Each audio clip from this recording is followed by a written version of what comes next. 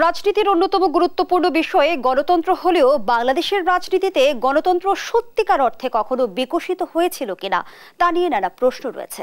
কারণ গণতন্ত্রের নামে স্বাধীনতার 5 দশকে আমরা দেখেছি স্বৈরতন্ত্র, একনায়কতন্ত্র, কখনো বা পরিবারতন্ত্র। পরিবর্তনের আকাঙ্ক্ষা থেকেই এক কাতারে সামিল হয়েছিল পুরো জাতি। ছাত্র জনতার হাত ধরে এসেছে গণ অভ্যুত্থান। গণ অভ্যুত্থানের 3 মাস পেরিয়ে কোথায় দাঁড়িয়ে বাংলাদেশ, এই প্রসঙ্গে আজকের আলোচনা। দর্শক সবাইকে আমন্ত্রণ জানিয়ে শুরু করছি দেশ টেলিভিশনের নিয়মিত আয়োজন জেরুসালেম নিবেদিত দেশ সাম্প্রতিকের আজকের আয়োজন। আমি ফারনাজ জুই আছি পুরো আয়োজন জুড়ে আপনাদের সঙ্গে। আজকের আলোচনায় আমাদের মুখোমুখি হয়েছেন নুরুল কবির, গণমাধ্যম ব্যক্তিত্ব ও সম্পাদক নিউ এজ। স্বাগত জানাচ্ছি, সেই সঙ্গে কৃতজ্ঞতা। ধন্যবাদ। যেমনটি বলছিলাম, কোথায় দাঁড়িয়ে বাংলাদেশ, এই শিরোনামে আজ আলোচনা করতে চাই।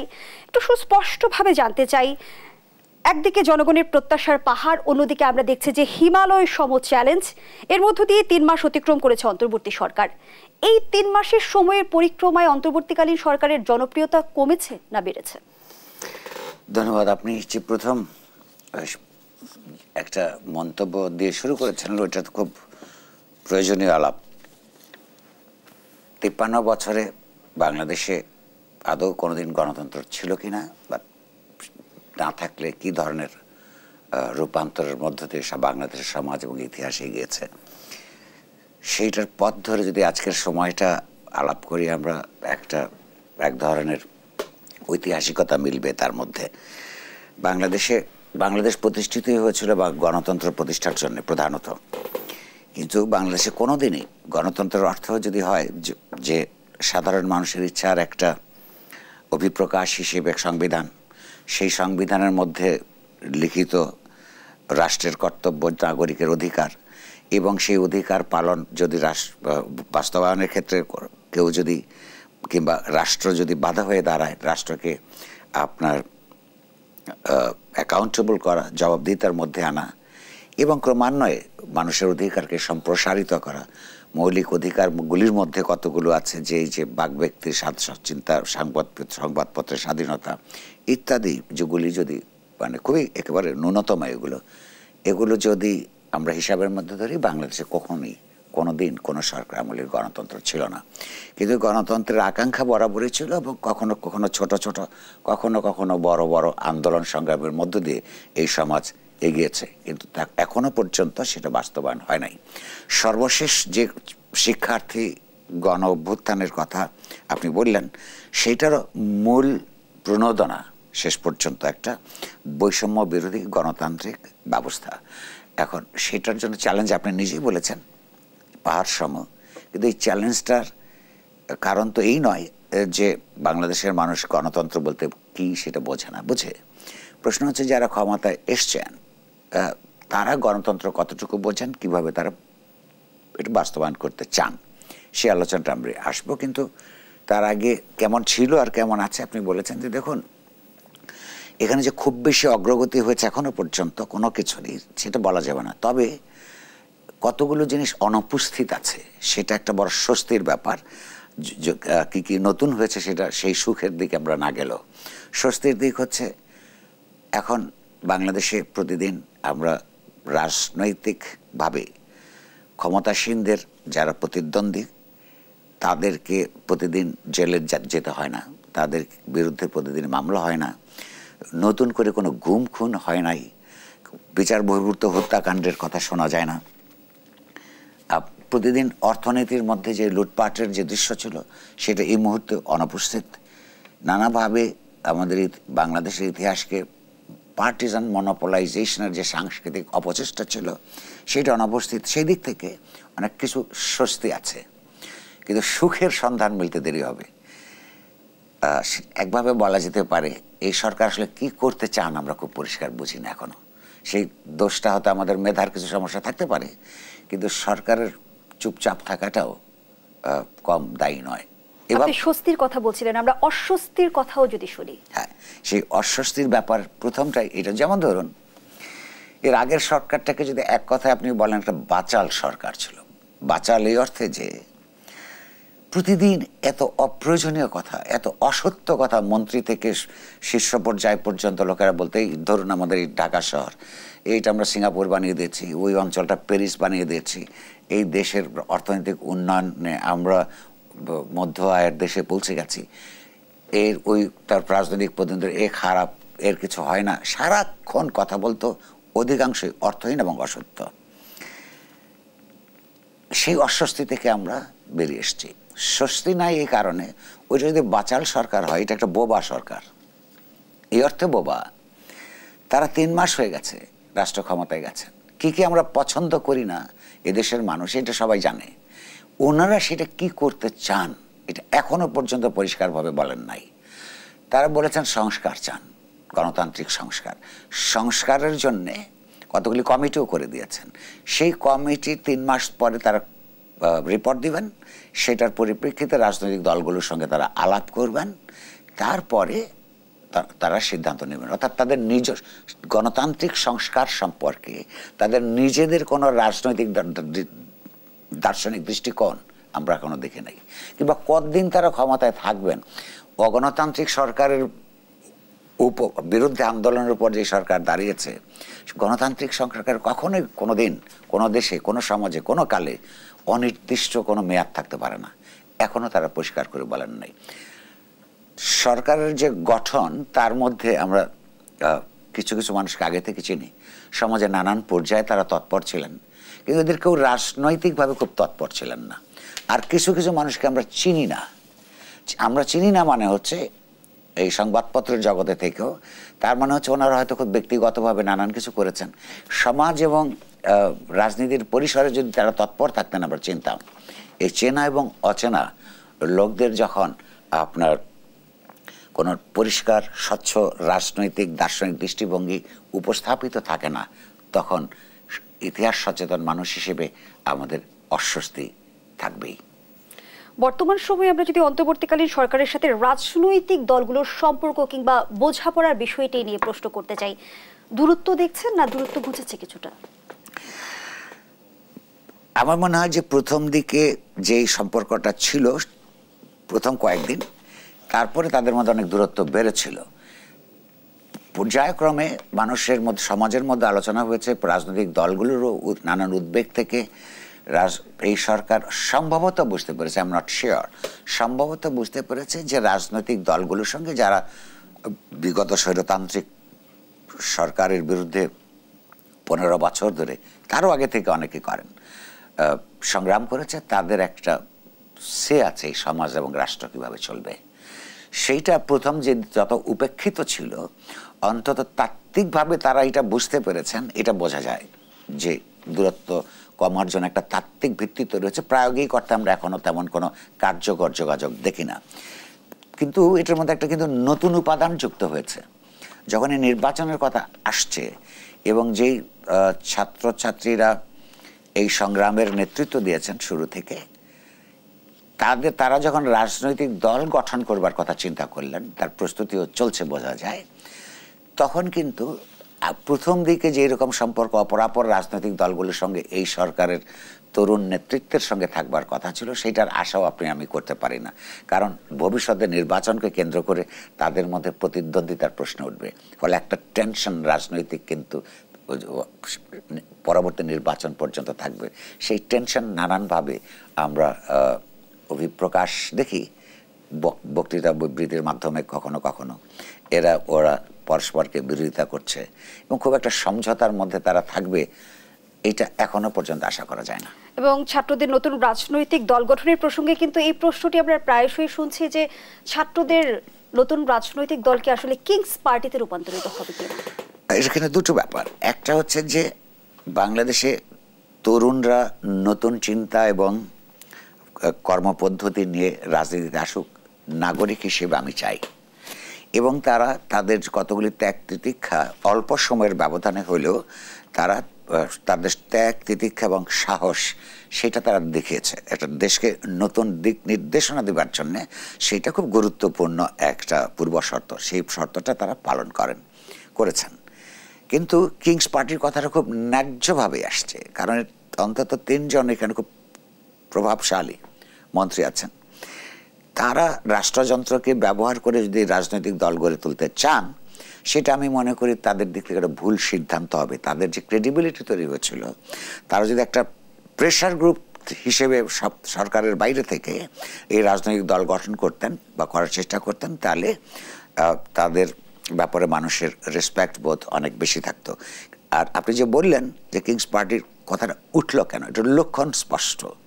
যেমন ধরুন, সর্বশেষ যে নতুন বিন্যাস হলো মন্ত্রিসভার, সেখানে আমরা এই তরুণদের একজনকে লোকাল গভর্নমেন্ট অ্যান্ড রুরাল ডেভেলপমেন্টের মন্ত্রণালয়টা নিতে দেখলাম। এটা তাদের আফসোস থট। প্রথমে তো এটা তারা চাননি, কারণ ওনারা চাইলে তখনই পেতে পারতেন। আমরা লক্ষ্য করেছি বিভিন্ন রাজনৈতিক দল যখন ক্ষমতায় যায়, তারা এই লোকাল গভর্নমেন্ট আর রুরাল ডেভেলপমেন্টের মন্ত্রণালয়টা চায়। কারণ হচ্ছে সমাজের স্তরে স্তরে, প্রশাসনের স্তরে স্তরে যে কাঠামোগুলি রাষ্ট্রের কতগুলো থাকে আপনার লোকাল গভর্নমেন্টের, এই মন্ত্রণালয়টায় দিয়ে কিছু ফেভার ডিস্ট্রিবিউট করে সবসময়। হয়তো আমরা এখনও খুব পরিষ্কার নই, হয়তো এরকম একটা আকাঙ্ক্ষা তাদের মাথায় থাকতে পারে। তারপরেই কিংস পার্টি করবার আলোচনাটা সমাজে বেশি এসছে। সম্প্রতি আমরা দেখলাম 3 জন উপদেষ্টা নিয়োগ নিয়ে মুখোমুখি অবস্থানে বৈষম্য বিরোধী ছাত্র আন্দোলন এবং সরকার। যেমনটি আসলে বৈষম্য বিরোধী ছাত্র আন্দোলনের ছাত্ররা দাবি করছে যে ছাত্রদের রক্তের উপর দাঁড়িয়ে আওয়ামী লীগের পুনর্বাসন হচ্ছে। আচ্ছা, দুটো ব্যাপার এইখানে। আপনার যদিও এই তরুণরাই যে নেতৃত্বের মাধ্যমে একটা স্বৈরতান্ত্রিক সরকারের উৎখাত ঘটেছে, যদিও এই সাফল্যটা তাদের অন্য যে কোনো পার্টির থেকে অনেক বেশি অনন্য টাইপের, কারণ অন্যরা সংগ্রাম করেছেন, ত্যাগ তিতিক্ষা করেছেন, কিন্তু পারেন নাই সরকারকে ফেলতে। তো ফলে তারা সরকার গঠন করেছেন, করবেন, এটা খুব অন্যরা সহযোগিতা করেছে, সেটা খুব অস্বাভাবিক না। কিন্তু এই তরুণদের ভাবা উচিত ছিল যে যদি অপরাপর রাজনৈতিক সংগঠনগুলো তাদের কাজের স্বীকৃতি হিসেবে সহযোগিতা সক্রিয়ভাবে না করত, তাহলে কিন্তু তারা সরকার গঠন করেও চালাতে তাদের অসুবিধা হতো। দ্বিতীয় হচ্ছে যে তাহলে একটা মন্ত্রী পরিষদ গঠন বলুন, কিংবা কর্মপদ্ধতির বা কর্মসূচি বাস্তবায়ন বলুন রাষ্ট্রীয়, সেইখানে সংশ্লিষ্ট অন্যদের যারা স্টেক হোল্ডার আছে সংগঠিতভাবে, তাদের সঙ্গে একটা ডায়ালগের প্রসেস থাকা উচিত ছিল। বোঝা যায় এই মন্ত্রী পরিষদের মধ্যে কয়েকজন বসেই তারা কিছু কিছু মৌলিক সিদ্ধান্ত গ্রহণ করছেন, ফলে তাদের বিরুদ্ধে অসন্তোষ তৈরি হয়েছে। এটা অত্যন্ত ন্যায্য। এটার মধ্য দিয়ে আওয়ামী লীগের রিপ্লেসমেন্ট হচ্ছে কিনা বা পুনর্বাসন হচ্ছে কিনা, সেটা আমি এখনো খুব পরিষ্কার নই, কারণ আওয়ামী লীগ তো আমরা দেখতে পাচ্ছি না। তবে সেইটার যে সন্দেহ লোকের আছে, সেটা 15 বছর ধরে যে প্রশাসন ছিল, সেই প্রশাসনের নানান স্তরে আওয়ামী লীগ যে দলীয়করণ করেছিল, তার জন্য লোক বদলাতে গেল, এখান থেকে ওখানে আসে, ওখান থেকে ওখানে যায়। কিন্তু আর একটা জিনিস অভিযোগ কিন্তু তাদের বিরুদ্ধে আসছে, সেটা হচ্ছে যে আমরা জামাতে ইসলামের প্রভাব রাষ্ট্র পরিচালনার ক্ষেত্রে বাড়ছে, বা সমাজে তাদেরকে আপনার তাদের বাস্তব শক্তিমত্তার চাইতে বেশি অ্যাসার্ট করছে, এইটা কিন্তু আমরা দেখতে পাচ্ছি। যেমন বলা হয় না যে বাংলাদেশের মানুষ পাকিস্তানকে তাড়িয়েছে ভারতের আধিপত্য মেনে নেবার জন্য না, তেমনি ছোট পরিসরে এখানেও কিন্তু আরেকটা কথা আছে, বাংলাদেশের মানুষ রক্তক্ষয়ী সংগ্রামের মধ্য দিয়ে আওয়ামী লীগকে তাড়িয়েছে জামাতকে পুনর্বাসিত করবার জন্য নয়। আর এই আশঙ্কা থেকেই কি বিএনপি মহাসচিব বারবার রাজনীতিকরণ কিংবা -2 ফর্মুলার কথা বলে আসছে? প্রশ্নটি রাখছি আপনার কাছে, একটা বিরতির সময় হয়েছে। দর্শক, জেরুজালেম নিবেদিত দেশ সাম্প্রতিকের রিপোর্ট একটা বিরতি নিচ্ছি, সাথেই থাকুন।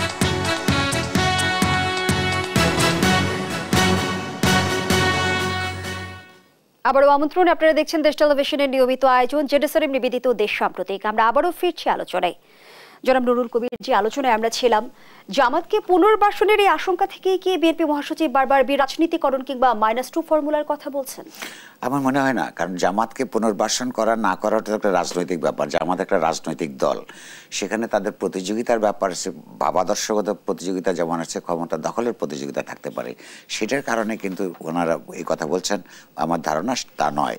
কিন্তু এই যে উদ্বেগ যে প্রকাশিত হচ্ছে, শুধু বিএনপির দিক থেকে নয়, অন্যান্য ছোট ছোট রাজনৈতিক দলগুলো যে বিরাজনীতিকরণের যে প্রকল্প, সম্ভবত সেটার প্রধান উৎস আপনার এই সরকারের কম্পোজিশন।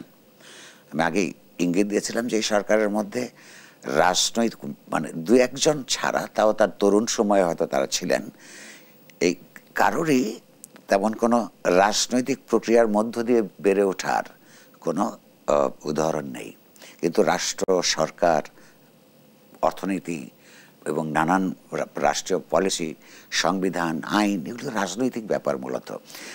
এবং এর মধ্যে যারা যে নতুন রাজনীতি করবার কথা বলছেন তরুণরা, তারা কমিটি করছেন, কিন্তু তাদেরকে রাজনীতির ঘোষণাপত্র কিন্তু এখনও তারা তৈরি করেননি।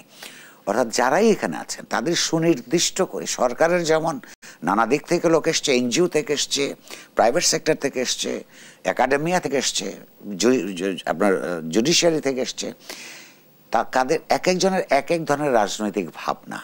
তো সেই ভাবনাগুলি, তার মানে সরকারের নিজস্ব কোনো সুসামঞ্জস্যপূর্ণ রাজনীতি নেই। আবার অনেকে এসছেন এখানে যারা অতীতে দেখা গেছে প্রচলিত রাজনীতির যে অন্তঃসার শূন্যতা, সেইটাকে বিরোধিতা করতে গিয়ে পুরোপুরি রাজনৈতিক প্রক্রিয়াকেই বিরোধিতা করেছেন।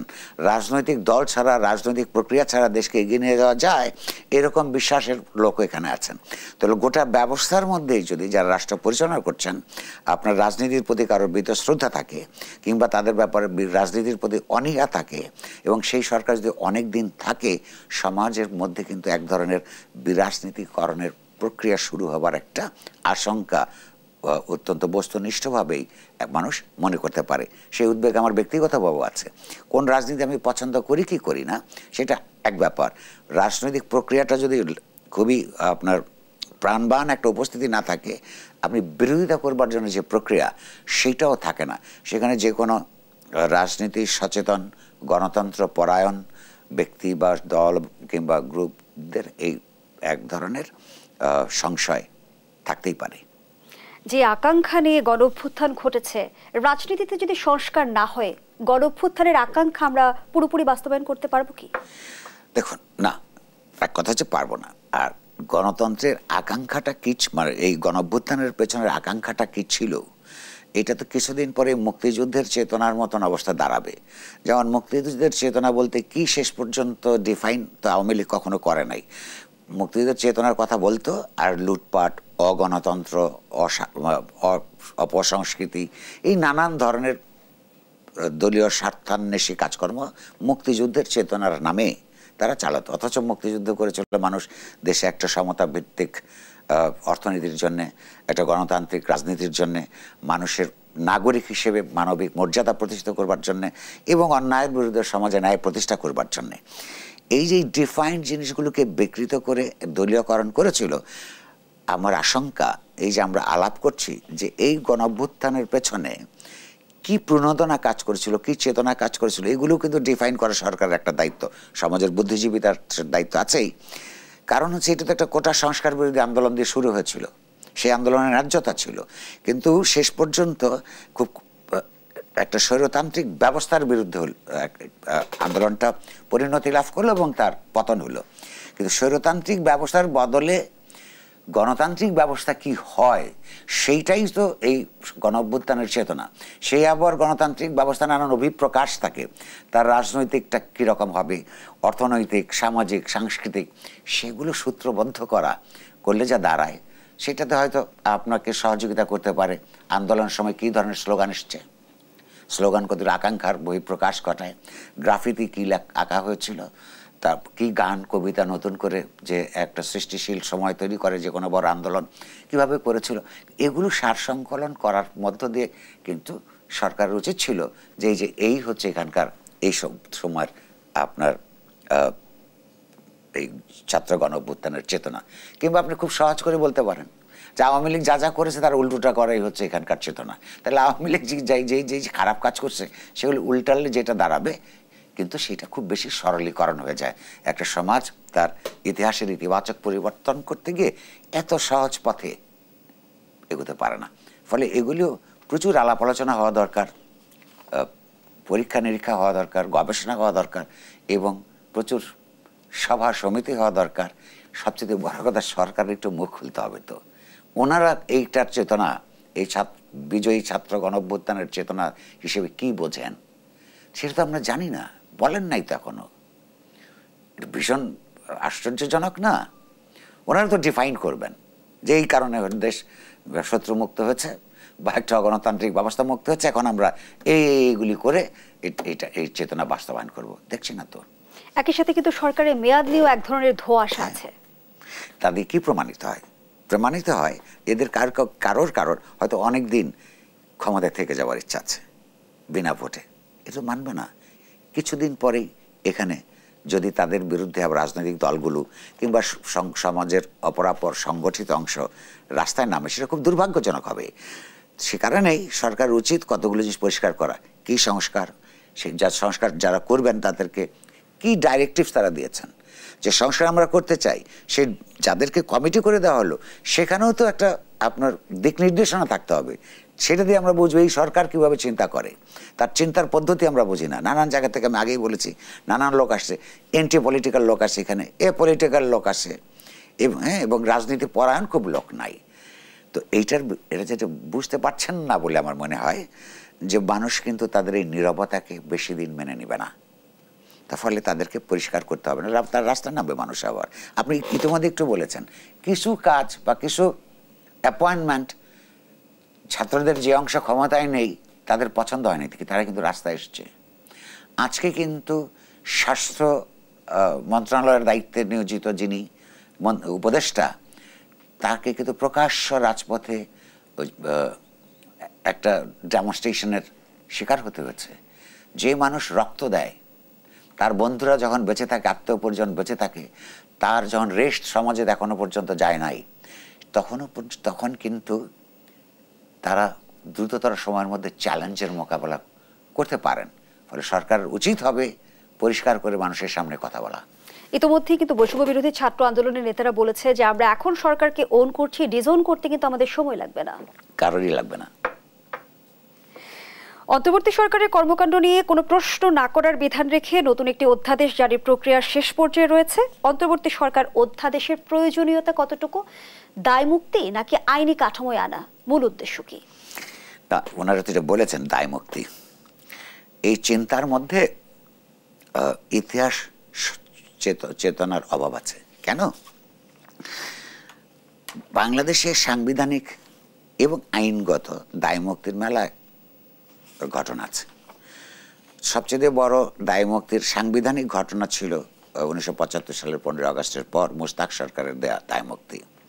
এবং এই কথা বলা হয়েছিল যে হত্যাকাণ্ড সম্পর্কে বা যত পরিবর্তন সংঘটিত হয়েছে সেইটা সম্পর্কে কোনো আদালতে প্রশ্ন করা যাবে না।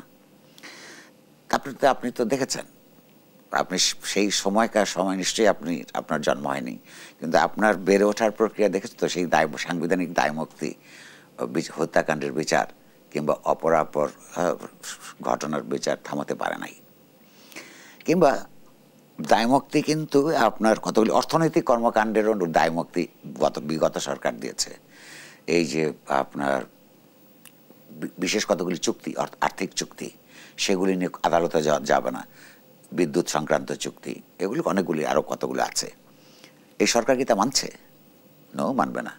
তাহলে তাদের বোঝা উচিত ছিল এই ধরনের দায়মুক্তি কাগজে লিখে রেখে কোনো লাভ হয় না। তাহলে তাকে কি করতে হয়? তারা যদি মনে করেন, আমরা মনে করি তারা ন্যায়সঙ্গত একটা সংগ্রামের মাধ্যমে একটা অন্যায়কারী সরকারকে উৎখাত করেছে, আমি তাই মনে করি, নিশ্চয়ই তারাও মনে করেন। এবং পৃথিবীর কোনো কোনো সংবিধানে লেখা থাকে যে অন্যায় সরকার যদি জনগণের আকাঙ্ক্ষার বিরুদ্ধে চলে যায় তাকে বলপূর্বক অপসারণ করা আপনার গণতান্ত্রিক কর্তব্য নাগরিকদের। প্রশ্ন হচ্ছে যে তাদের কর্মকাণ্ড যে মানুষের পক্ষাবলম্বী, মানুষের স্বার্থের পক্ষাবলম্বী, ন্যায়সঙ্গত, সেই ধারণাটা পরিষ্কার হবে সমাজের মধ্যে, রাজনীতি এবং সংস্কৃতির মধ্যে প্রথিত করা। ওই দায়মুক্তি ততক্ষণই থাকবে যতক্ষণ পর্যন্ত political mobilization of the society তার কর্মকাণ্ডের পক্ষে থাকবে। যখনই কোনো না কোনো কারণে যদি যারা আজকে দায়মুক্তি চাইছেন বা আগেও যারা চেয়েছিল তারা যদি দুর্বল হয়ে পড়ে, সেটা রাজনৈতিকভাবে হোক, সাংগঠনিকভাবে হোক, সাংস্কৃতিকভাবে হোক, তাহলে ওই দায়মুক্তি আর থাকবে না।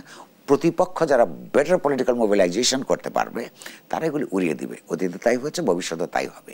ফলে তাদের উচিত হবে, আমি আবারও বলছি, এই ধরনের আইনগত দায়মুক্তির লাইনে গিয়ে না গিয়ে বরং যাতে সমাজ তাদের কাজটাকে আজীবন স্বীকৃতি দিয়ে দেয় একটা সঠিক রাজনৈতিক কর্মকাণ্ড হিসেবে, তার জন্য নিরন্তর কাজ করে যাওয়া, সমাজ এবং ইতিহাসকে ইনভলভ করা, মানুষকে ইনভলভ করা, সেটাই তাদেরকে শেষ পর্যন্ত মুক্তি দিতে পারে।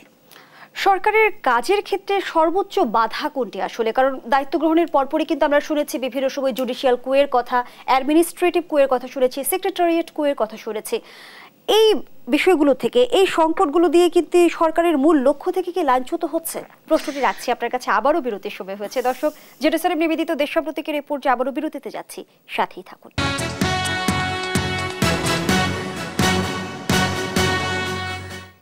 ফিরে এলাম, আপনারা দেখছেন দেশ টেলিভিশনের নিয়মিত আয়োজন জেরুসালেম নিবেদিত দেশ সাম্প্রতিক। আমরা আবারও ফিরছি আলোচনায়।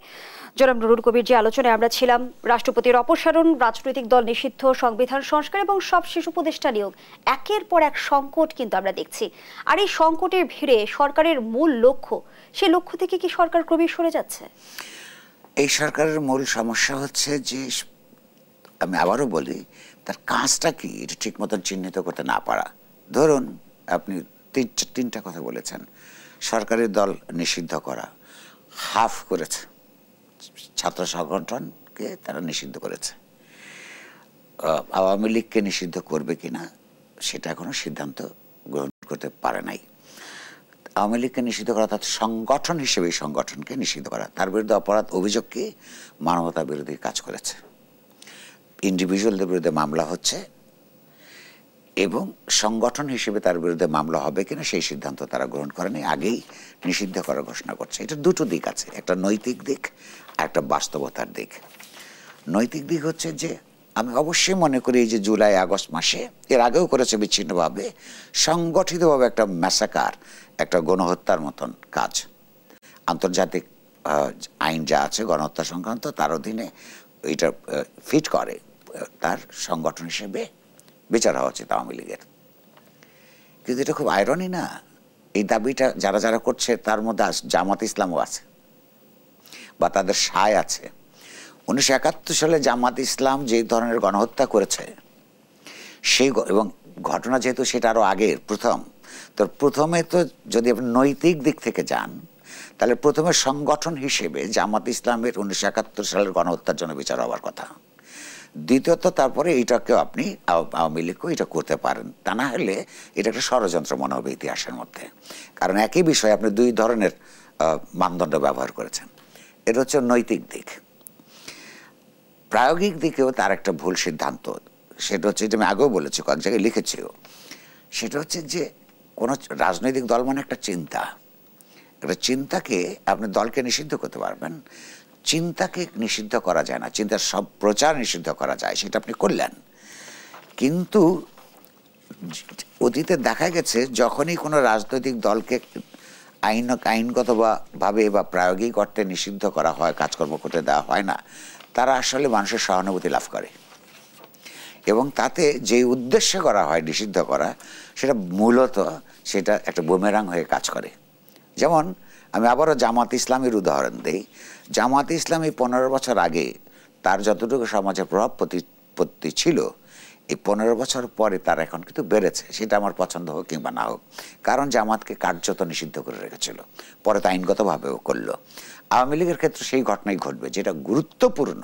বরং এর চাইতে প্রত্যেকটা বড় বড় অপরাধ, সেটা রাজনৈতিক অপরাধ হোক, এই মেসাকারের সঙ্গে সংযুক্ত থাকবার অপরাধ হোক, লুটপাটের বিরুদ্ধে সঙ্গে সংশ্লিষ্টতার অপরাধ হোক, এই নেতাদেরকে, আওয়ামী লীগ এবং তার সহচরদের বিরুদ্ধে জেনুইন মামলা দায়ের করা। আর এই যে অস্থিরতা এবং ঠিক মতন গুছিয়ে কাজ না করার কতগুলি বিপদ আছে। একটা উদাহরণ দিই। আপনার একদিকে এই সরকার বলছে যে যারা যেভাবে বলে ফ্যাসিবাদীদের সহচর ছিল, স্বৈরাচারী সরকারের সঙ্গে ছিল, তাদেরকে বিচার করতে হবে। বাট এবং বিশেষত যারা হত্যাকাণ্ডের সঙ্গে জড়িত ছিল, এই সরকারের আমলেই যার বিরুদ্ধে হত্যা মামলা সংগঠিত হয়েছে, সেই সরকার তাদেরই একজনকে এনে যখন আপনি মন্ত্রিত্ব দিবেন, আবার অন্যদেরকে বিচার করবেন, এটা স্ক্রুটিনির অভাবে হোক, অস্থিরতার কারণে হোক, কিন্তু এটা সরকারের ক্রেডিবিলিটি ভীষণভাবে আপনার ক্ষতিগ্রস্ত করবে।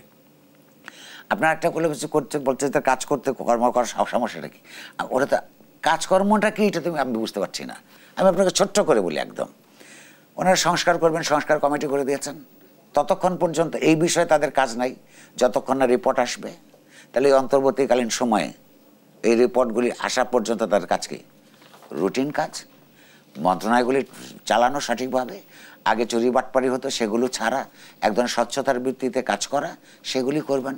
সেই কাজগুলির মধ্যে রুটিন কাজের মধ্যে হোঁচট কাটছেন, বারবার কাটছে তো, প্রতিদিন দেখা যাচ্ছে। তাহলে উপযুক্ত লোকদেরকে উপযুক্ত জায়গায় বসানো হয় নাই, তাহলে সেগুলো তাদের নিজেদের রিভিউ করা দরকার। এখানে লাজ লজ্জার ব্যাপার না। আপনি আমাকে একটা কাজে নিয়োগ দিয়েছেন, সেটা যদি আমি করতে না পারি তাহলে আমাকে আপনার বাদ দিয়ে দরকার, বেটার লোক খুঁজে বের করা দরকার, এই চিন্তার এই গতিশীলতা দরকার।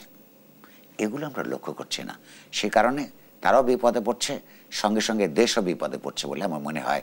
অথচ তারা যদি ফেইল করে, এন্ড অফ দি ডে তারা তো ক্ষতিগ্রস্ত হবেন, সারা দেশ ক্ষতিগ্রস্ত হবে। আমরা ক্রিটিক করছি, কিন্তু আমরা কিন্তু তাদের প্রতি সহানুভূতিশীল। কিন্তু তারা যদি জড় পদার্থের মতন কাজ করেন, তখন দেশের প্রয়োজনে আমাদেরকে বলতে হবে যে আপনারা লোক বদলান। এরই মধ্যে কিন্তু গুঞ্জন আছে যে ট্রাম্পকে ট্রাম্প কার্ড বানিয়ে ফিরতে মরিয়া আওয়ামী লীগ। এই মরিয়া তো হতেই পারে, কারণ ক্ষমতা কত মজার তারা তো অনেক বুঝেছে।